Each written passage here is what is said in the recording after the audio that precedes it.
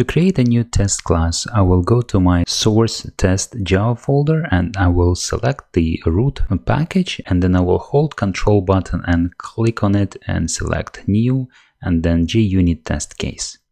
At the very top, we have an option to select one of the 3 JUnit frameworks. And by default, JUnit 4 is selected, but there is already JUnit 5 available and it's called JUnit Jupyter. So I'll select this latest framework. And the next step for me is going to be actually at the very bottom here. I'll need to select the class under test. The class under test is the class that I'm going to write test cases for. So I'll click on Browse, and here I'll need to search for a class that I'm going to test.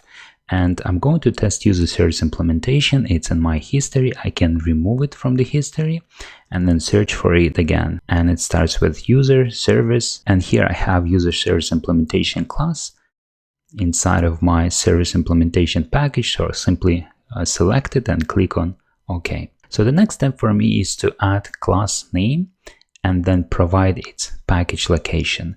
So for the class name, I will select the class that I'm going to test and then paste it into the name field. But at the end of it, I will add test. And this is kind of convention that you can follow to name your test classes so that their names are different from the class which is under test. And for the package, I will select the package to this class and then replace the root package with the complete package name. So the class under test is user service implementation. I'm creating a test case for it. It's called user service implementation test and it's inside of this package. Now I'm also offered to generate code for these 4 methods: setup before class, tear down after the class, and so on. I will select setup only, and Spring Tool Suite will auto-generate a code for this setup method. Although this code is going to be very basic, there will not be much in it, but it will help us to get started. The other 3 we will not really use in the following few videos, so I'm not going to generate them. So I've selected only setup method. I'll click on next, and now I have user service implementation class unfolded with a list of the different methods that I have inside of that class. I will need to select those methods that I'm going to test in this test case. I will begin with a very simple class on purpose so that we can get started. And then once we're done testing the getUser method, we'll pick up slightly more difficult example, like for example, create user functionality is much bigger. So I'm going to select the getUser only, and then click on finish.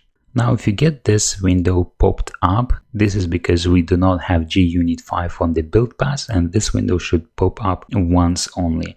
I will add JUnit 5 library to my build path, and I should not be seeing this window anymore. So I'll click on OK.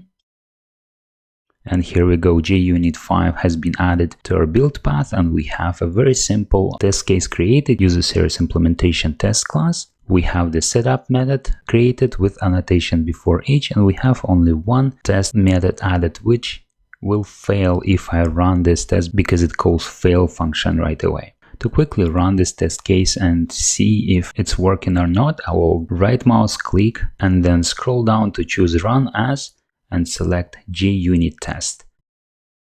And here we go. The result is a red bar here. So the JUnit test has failed. Because of this fail statement, I can expand it a little bit. And here's the error message that says not yet implemented. If I double click on the test which has failed, it will take me to the source of that test, and I can inspect it and see what was wrong. And to bring up the JUnit panel with the test results, I can find it on the right side here. We have JUnit, and I can click on it and it will bring up the JUnit panel again. Okay, so the very first test class is created. Let's continue and let's add the business logic of our test getUser method to actually learn how we can use JUnit 5 to test our code.